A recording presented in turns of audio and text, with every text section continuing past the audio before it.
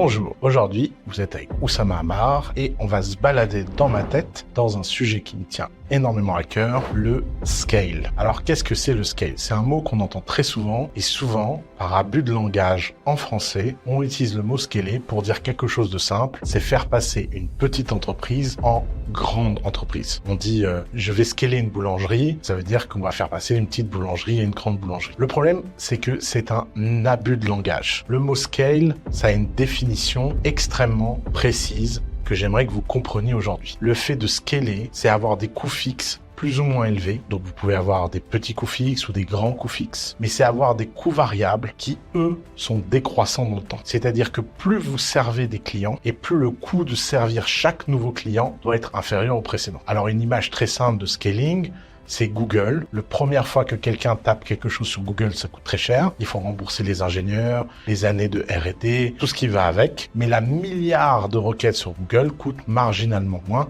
puisqu'elle ne coûte que les coûts de serveur. Et les coûts de serveur sont, comme on dit en mathématiques, epsilon, c'est-à-dire presque insignifiants. Le scale, c'est donc une feature économique, une structure économique qui se retrouve dans un certain nombre d'entreprises et notamment les entreprises du numérique. Les entreprises du numérique sont les entreprises qui, par définition, scale le mieux. C'est-à-dire qu'elles ont le plus grande chance d'avoir ce qu'on appelle en français des rendements croissants d'échelle. Alors, vous allez me dire, si vous comprenez bien ce qu'est le scale et si vous comprenez bien qu'il s'applique d'abord aux entreprises du numérique, la question qui se pose, c'est en quoi moi, entrepreneur dans un domaine qui n'est pas 100% numérique, je suis concerné par le scale. Et là commence une idée que j'ai eue il y a pas très longtemps, c'est qu'en fait, j'ai compris que le scale n'était pas pur ou impur. Il y a des entreprises qui sont parfaitement scalables, il y a des entreprises qui ont des fonctions de leur entreprise qui sont scalables. En clair, il y a une face nord de votre entreprise qui est scalable et une face sud qui l'est pas. Prenons un exemple. Amazon est un e-commerçant. Ce n'est pas scalable. Mais par contre, la marketplace d'Amazon, elle est scalable. Le chauffeur Uber, lui, n'est pas scalable. Par contre, la plateforme Uber, elle est scalable. De ce point de vue-là, vous voyez qu'il y a une différence entre la scalabilité d'une plateforme et la scalabilité des agents de cette plateforme. Le chauffeur Uber est limité par sa force de travail. Il ne fait que vendre son temps. La plateforme Uber, elle, a de moins en moins de coûts, flux à la de chauffeurs, vu que la programmation de la plateforme coûte le même prix qu'elle était programmée pour 10 chauffeurs, 100 chauffeurs, 1000 chauffeurs, 1 million de chauffeurs.